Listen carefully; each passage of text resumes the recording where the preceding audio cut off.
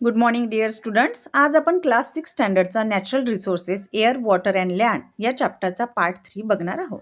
तर पार्ट 1 आणि part 2ची link मी डिस्क्रिप्शनमध्ये दिली आहे, ती तुम्ही बघू शकता. तर विद्यार्थी मित्रांनो, हा जो चॅप्टर आहे मी तुम्हाला खूप सोप्या पद्धतीने एक्सप्लेन करणार आहे, त्यामुळे तुम्ही व्हिडिओ हा शेवटपर्यंत बघा. विद्यार्थी मित्रांनो, आता इथे क्वेश्चन दिलेले आहे काही आपल्याला लँड बघायचं. लँड संदर्भात काही क्वेश्चन दिलेले आहे ते बघूया. What is land made of? Land जी आहे, जी जमीन आहे, ती कशाने बनलेली आहे? Land is made up of soil, stone etcetera. म्हणजे जी जमीन जी आहे ते मातीनी, दगडांनी, मोठ्या दगडांनी यांनी बनलेली आहे. What do you seen on land? तुम्हाला जमिनीवर काय दिसते? Mountain, valley, river, farm, bridges, building, road, trees. म्हणजे आपल्याला पर्वत दिसतात, आपल्याला दऱ्या दिसतात, आपल्याला नदी दिसते, आपल्याला ब्रिजेस दिसतात, पूल दिसतात, आपल्याला शेती दिसते, आपल्याला झाडं दिसतात, आपल्याला रोड दिसतात लँडवर. ठीक आहे. थर्ड क्वेश्चन आहे, what has man created on land? माणसाने जमिनीवर काय तयार केलेलं आहे? तर man has created different types of shelter, road, farms आणि एक्सेट्रा. माणसाने वेगवेगळ्या टाईपचे घरं बांधलेले आहे, रोड्स बनवले आहे, तर एका ठिकाणाहून दुसऱ्या ठिकाणी जाण्यासाठी शेती केलेली आहे, खूप सगळं केलेलं आहे. इफ अ डीप पीट is Doug in the ground, what do you find their? जर जमिनीमध्ये जर खोल असा गड्डा केला तर आपल्याला तिथे काय दिसणार? तर तिथे आपल्याला दिसेल की सॉइलचे लेयर दिसतील आपल्याला. तर याचं सविस्तर समोर दिलेलं आहे. Is land flat everywhere? जमीन जी असते ती सगळीकडे सपाट असते का? तर नाही. जमीन ही अनइव्हन आहे. कुठे पहाड आहे, कुठे मोठे मोठे पहाड आहे, कुठे छोटे पहाड आहे, कुठे मैदान आहे, कुठे व्हॅलीज आहे. ठीक आहे. नेक्स्ट आहे, does man produce soil? Land, माणूस हा जो आहे तो सॉईल तयार करू शकतो का? बिलकुल करू शकतो. आर्टिफिशियल पद्धतीने माणूस जो आहे तो सॉईल तयार करू शकतो बाय मिमिकिंग प्रोसेस. मिमिकिंग या प्रोसेसद्वारा माणूस सॉईल तयार करू शकतो. ठीक आहे. आता बघा, land is seen in the form of stones, soil, big Roxx. जमीन जी असते ते आपल्याला दगडाच्या रूपात, मातीच्या रूपात किंवा मोठ्या मोठ्या दगडांच्या रूपात आपल्याला दिसते. It is not flat everywhere. Land ही सगळीकडे सारखी आहे का? नाही. तुम्हाला आत्ताच सांगितलं. कुठे काय आहे? कुठे पहाड आहे, कुठे मोठे मोठे पहाड आहे, कुठे मैदान आहे, कुठे व्हॅली आहे. तर जमीन जी आहे ती सगळीकडे फ्लॅट नसते. It is a hilly in some places and flat in other. काही ठिकाणी टेकड्या असतात, काही ठिकाणी काय असतो, भाग सपाट असतो जमिनीचा. All terrestrial animals including man live on land. तर जेही काही सगळे टेरेस्ट्रियल ॲनिमल्स आहे, तर टेरेस्ट्रियल ॲनिमल्स म्हणजे काय? तर टेरेस्ट्रियल म्हणजे असे ॲनिमल जे कुठे राहतात? जमिनीवर राहणारे. ठीक आहे. जमिनीवर राहणाऱ्या ॲनिमलला टेरेस्ट्रियल ॲनिमल्स म्हणतात. तर सगळे टेरेस्ट्रियल ॲनिमल्स आणि माणूस हे कुठे राहतात? जमिनीवर राहतात. Some terrestrial dig burrows in the ground for shelter. काही जे टेरेस्ट्रियल ॲनिमल्स आहे तर ते काय करतात? जमिनीमध्ये गड्डा करतात, बीड करतात आणि त्याच्यामध्ये राहतात. This mean that they are use land for fulfilling their need. आता बघा काय, आता ब्युरो कोण करणार आहे? उंदीर आहे, स्नेक्स आहे, हे कुठे राहतात? एका ब्युरोमध्ये राहतात. मग हे सुद्धा काय करत आहे? लँडचा वापर, जमिनीचा वापर आपल्या गरजा पूर्ण करण्यासाठी करत आहे. जसं माणूस करतो आपल्या गरजा पूर्ण लँडचा वापर करून, तसंच काही ॲनिमल सुद्धा आहे जे त्यांच्या गरजा पूर्ण करत आहे. We also use land for farming and for building house and roads. आपण लँडचा वापर कशासाठी करतो? शेती करण्यासाठी, घरं, जमिनीवर आपण घरं बांधतो, रोड तयार केलेले आहे की जेणेकरून एका ठिकाणाहून दुसऱ्या ठिकाणी जाणं काय होईल? सोपं होईल. We make use of plants and animals in the forest. आता आपण काय करतो? That grow on land. तर जमिनीवर जे जंगल उगवते किंवा जमिनीवर जे ॲनिमल्स राहत आहे किंवा जमिनीवर जे प्लांट्स आहे किंवा फॉरेस्ट आहे, फॉरेस्टमध्ये राहणारे जे ॲनिमल्स आहे त्यांचा वापर आपण काय करतो? आपल्या गरजा पूर्ण करण्यासाठी करतो. तर याचा अर्थ असा आहे की जमिनीवर जेही काही प्लांट्स आहे किंवा फॉरेस्टमध्ये जे ॲनिमल्स आहे, तर या सगळे जे जमिनीवर राहतात त्याचा आपण काय करता? वापर करता आपल्या गरजा पूर्ण करण्यासाठी. The mineral, crude oil and natural gas obtain from the earth are very important for us. बघा, आता आपल्याला अर्थपासून काय काय मिळत आहे? आपल्याला मिनरल्स मिळत आहे, क्रूड ऑइल मिळत आहे, नॅचरल गॅससुद्धा मिळत आहे. It means that land is an important resource. याचा अर्थ असा आहे की लँड काय आपल्यासाठी खूप महत्त्वाचं रिसोर्स आहे, संसाधन आहे. Let us see exactly what land is made up of. तर आता ही जी लँड जी आहे ते आपल्या एवढ्या गरजा पूर्ण करत आहे, आपल्याला राहायला जागा देते, आपण त्यावर शेती करत आहोत, घरं बांधत आहोत, इव्हन ॲनिमल्ससुद्धा जमिनीमध्ये छोटे-छोटे जे ॲनिमल्स आहेत, जे बीळ करून जमिनीमध्ये राहत आहे. आपल्याला जमिनीपासून मिनरल्स मिळत आहे, क्रूड ऑइल मिळत आहे, नॅचरल गॅस मिळत आहे.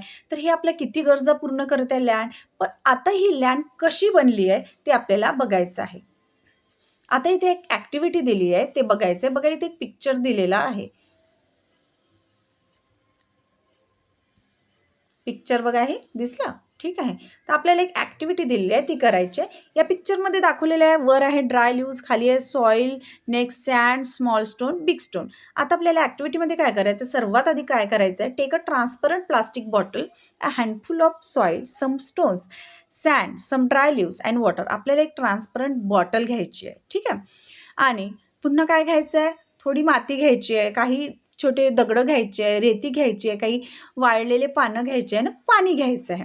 नेक्स्ट आहे cut off the upper tapering part of bottle. तर बघा कुठल्याही बॉटलला काय असतो, असं टेपरिंग पार्ट असतो वरचं. टेपरिंग म्हणजे वर असं निमुळतं बघा, हे असं टेपरिंग पार्ट असतो, राईट. तर हे जे टेपरिंग पार्ट आपल्याला काय करायचं, त्या बॉटलचं काढून टाकायचं आहे. Put the rest of the materials in the lower part and add water. आता जेही काही आपण मटेरियल्स घेतलं आहे ते त्या बॉटलमध्ये टाकायचं आहे आणि त्यामध्ये पाणी टाकायचं आहे, ठीक आहे. Stir the mixture thoroughly and put it aside. आता याला काय करायचं, चांगलं हलवायचं आणि त्याला नंतर साईडला ठेवून द्यायचं. Observe it the next day and answer. आता आपल्याला नेक्स्ट दिवशी याला ऑब्झर्व करायचं आणि काही प्रश्नांचे आन्सर द्यायचं आहे. बघा, how does the mixture in the bottle look now. आता यामधलं मिक्सचर कसं दिसेल, तर आपल्याला हे जे मिक्सचर आहे ते काही लेअर तयार झालेले दिसणार.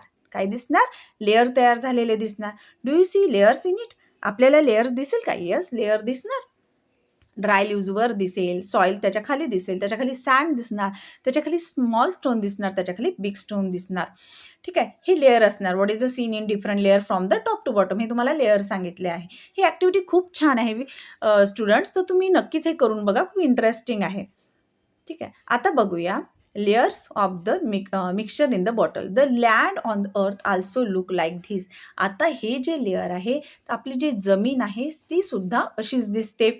If a pipeline is being laid in your neighbourhood, observe carefully the pit dugs for this purpose. जर आपल्या शेजारी कुठे जर पाईपलाईनचं वगैरे काम सुरू असेल आणि तिथे जर गड्डे करणं सुरू असेल, तर तुम्ही काय करा, जमिनीला ऑब्झर्व करा की गड्डे केल्यानंतर जमीन खालची कशी दिसत आहे. तर तुम्हाला या लेअर दिसतील तिथे.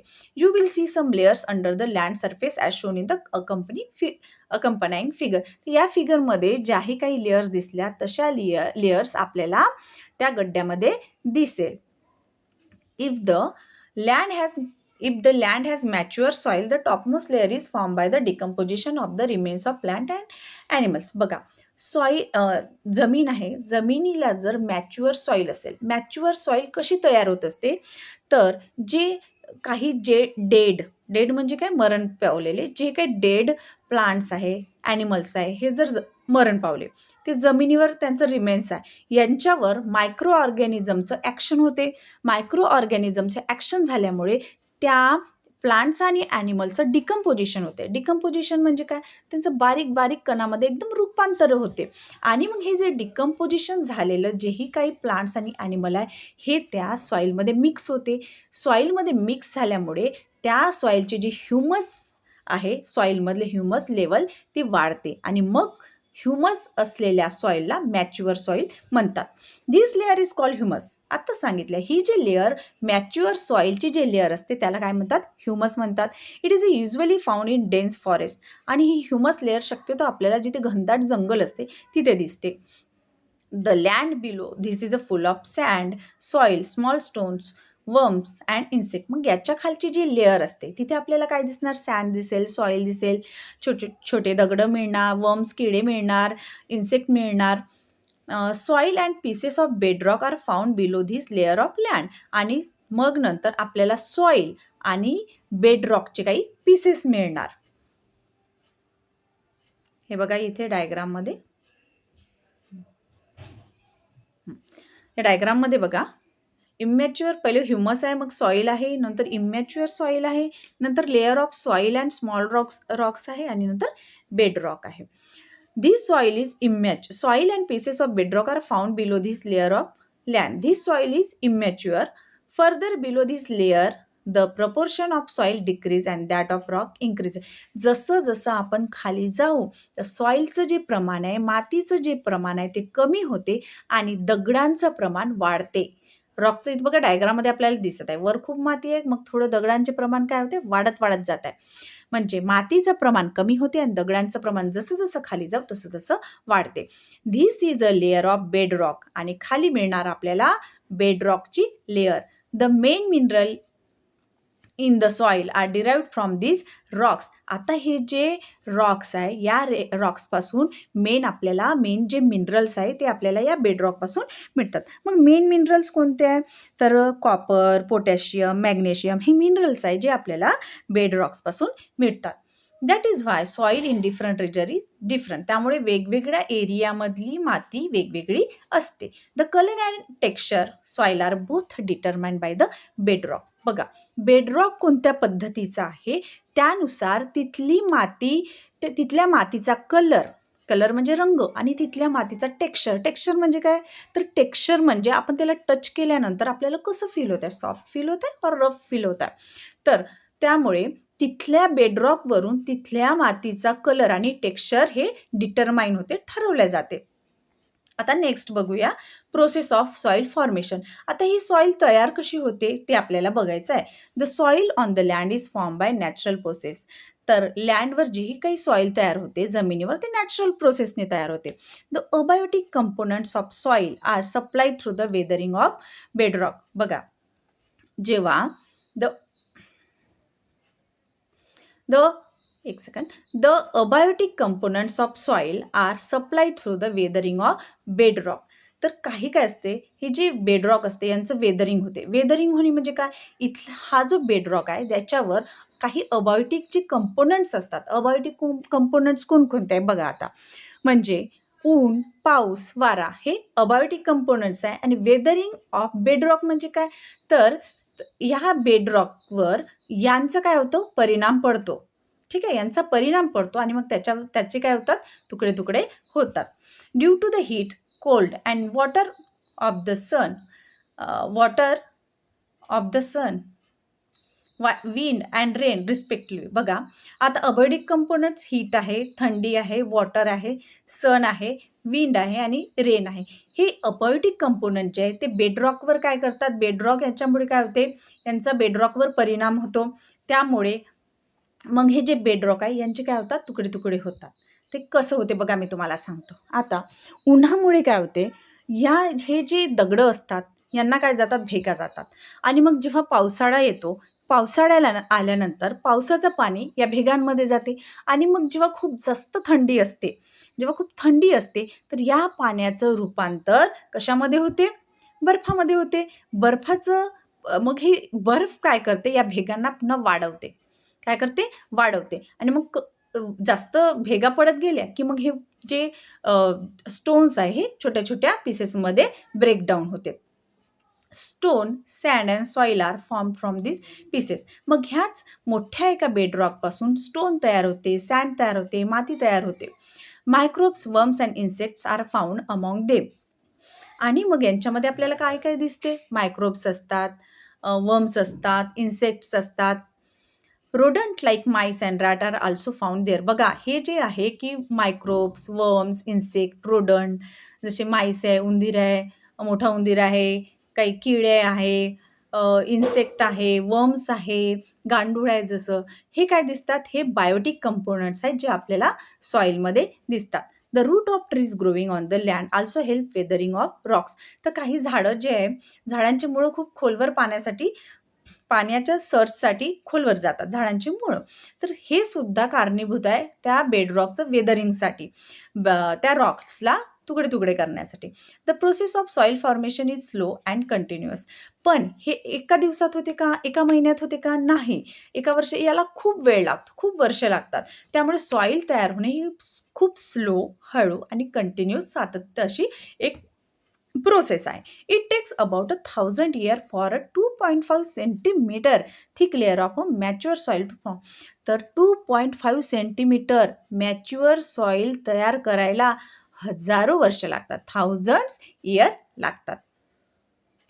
Soil can get destroyed in a short period due to floods, storms and human activities such as mining. बघा, सॉईल जी आहे ते कमी वेळातच काय होऊ शकते, डिस्ट्रॉय होऊ शकते, खराब होऊ शकते. मग कशामुळे सॉईल खराब होऊ शकते?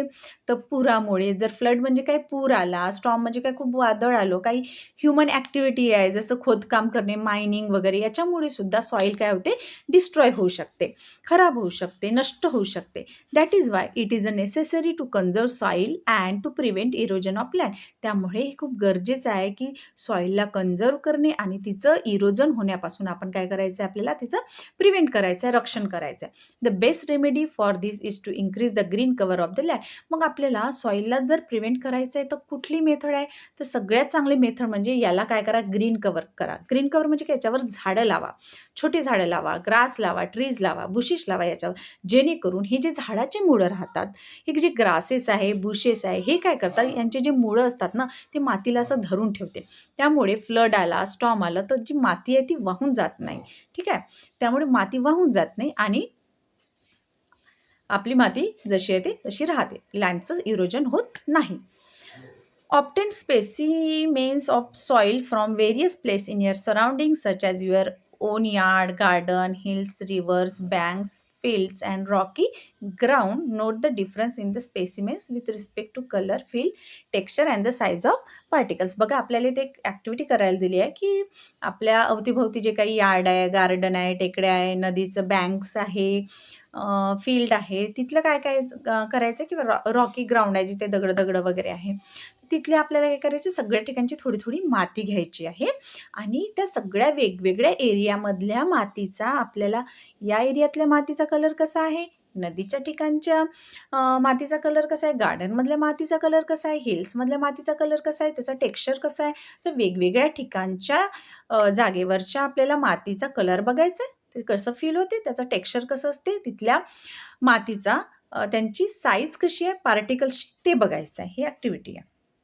आता दिलेलं आहे, do you know humus is the layer formed on soil due to the decomposition of dead plants and animal by microbes. मला सांगितलं होतं मगाच की ह्युमस कसं तयार होते, तर जे डेड प्लांट्स आहे, ॲनिमल आहे, जे मरण पावलेले प्लांट्स आहे, ॲनिमल्स आहे, यांच्यावर कशाचं ॲक्शन होते, मायक्रो ऑर्गॅनिझम्स. मायक्रो ऑर्गॅनिझम म्हणजे काय, सूक्ष्मजीव जे डोळ्यांनी दिसत नाही, यांच्यावर मायक्रो ऑर्गॅनिझमचं ॲक्शन होते. ते काय करतात, त्या डेड प्लांट्स आणि ॲनिमलला डिकम्पोज करतात, म्हणजे बारीक बारीक बारीक बारीक करून टाकतात आणि त्यामुळे मग त्याच्यापासून काय तयार होत आहे, ह्युमस तयार होत आहे. Humus supplies nutrient to the soil. आणि ही जी माती आहे की जी मायक्रो ऑर्गॅनिझमच्या डिकम्पोजिशनमध्ये जी तयार झालेली आहे, याच्यामुळे ह्युमसचं जे त्या सॉईलची जी ह्युमस लेवल आहे ती वाढते. Humus supplies nutrient to the soil. Humus काय करते, सॉईलला काय सप्लाय करते, न्यूट्रियंट. त्यामुळे तिथलं जे झाडं उगवेल त्यांना चांगल्या पद्धतीनं न्यूट्रियंट्स मिळेल आणि ते चांगले ग्रो करणार. Humus is also important for aerating the soil and for holding water in the soil.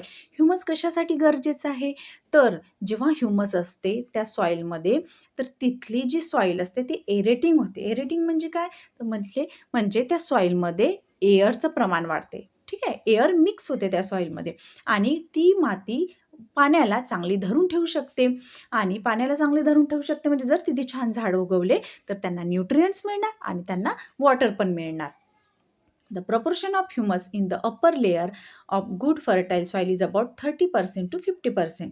ठीक आहे, जे गुड अप्पर लेअरवर जेही काही ह्युमस असते त्यांचं प्रपोर्शन कसं किती असते, 33% टू 50%. बघा, इथे पुन्हा एक दिलेलं आहे, forest on land got buried underground due to the great upheavals that took place on the earth many ages ago. खूप वर्ष अगोदर काय झालं, हे जे आपली जमीन जी आहे ना, लँड जी आहे त्याचं अपहील झालं होतं अपहिल्स म्हणजे काय, ते अपडाऊन झालं होतं. खालची जमीन वर, वरची जमीन खाली. तर हे जे जमिनीवर जेही काही फॉरेस्ट होतं ते जमिनीमध्ये आतमध्ये गाडल्या गेलं, ते दबलं. After that the process of formation of fossil fuel from the remains of living things took place underground. मग ते फॉरेस्टमध्ये जेही काही लिव्हिंग थिंग्स असेल यांच्यावर काही प्रोसेस झाले आणि यांच्यामुळे मग फॉसिल फ्यूल तयार झालं. We get fuels like petrol, diesel, kerosene, paraffin, and other useful materials like tar and wax from the fossil fuel called crude oil. मग काही जे फॉसिल फ्यूल तयार झाले, जसं क्रूड ऑइल आहे, यांच्यापासून काय काय मिळत आहे? पेट्रोल मिळणार, डिझेल मिळणार, केरोसिन मिळणार, पॅराफिन मिळणार, पुन्हा वॅक्स मिळणार, तार मिळणार, हे सगळं आपल्याला मिळते. नेक्स्ट आहे living things use land, water and air available on earth and so does man. बघा, जेही काही अर्थवर लँड, वॉटर, एअर आहेत, सगळे लिव्हिंग थिंग्स त्याचा वापर करते, आपण सुद्धा करतो. However the proportion of this resources that are actually put to use are very small as compared to the whole earth. आता यांचं प्रमाण काय खूप कमी आहे, तरी पण ते काय आपल्याला आपल्या गरजा पूर्ण करू शकते. आता बघा, अर्थवर लँड किती पर्सेंट आहे? 29%. पोटॅबल वॉटर, फ्रेश वॉटर म्हणजे जे पिण्यायोग्य पाणी आहे ते 0.3% आहे. ऑक्सिजन किती आहे? 21% आहे. Even in this small proportion the resource show in the above table are sufficient for all living things. जरी हे कमी प्रमाणात असेल तरी पण सगळ्या लिव्हिंग थिंग्ससाठी हे काय आहे? योग्य आहे. यांच्यामुळे सगळं हे सफिशियंट आहे सगळ्या लिव्हिंग थिंग्ससाठी. याच्यामुळे लिव्हिंग थिंग्सच्या गरजा भागू शकतात. Only it is very necessary for man to control his greed. बघा, पण हे कमी प्रमाणात आहे, आपल्या गरजा भागू शकते, तरी पण माणसांनी आपली जी लालच आहे ती काय केली पाहिजे? कमी केली पाहिजे. In other words he must use this resource judiciously with the awareness that they are meant for all living things and not for just for mankind. तर याचा वापर आपल्या लिव्हिंग थिंग्सनी हे डोक्यात ठेवलं पाहिजे, जाणीव ठेवली पाहिजे की हे जे लँड आहे, पोटेबल वॉटर आहे, ऑक्सिजन आहे, हे सगळ्यांसाठी बनलेलं आहे, स्वतःसाठीच नाही. त्यामुळे त्याचा वापर माणसाने व्यवस्थित केला तर हे सर्वांसाठी व्यवस्थित पुरेल, नाहीतर पुरणार नाही. नाहीतर मग पाण्याचे, पिण्याचे प्रॉब्लेम्स, जमिनीचे प्रॉब्लेम्स, ऑक्सिजन नाही मिळणार. त्यामुळे यांचा योग्य वापर करणं फार गरजेचं आहे. विद्यार्थी मित्रांनो, आय होप तुम्हाला छान पद्धतीने समजले असेल. काही डाऊट असेल तर मला कमेंट सेक्शनमध्ये सांगू शकता. थँक्यू.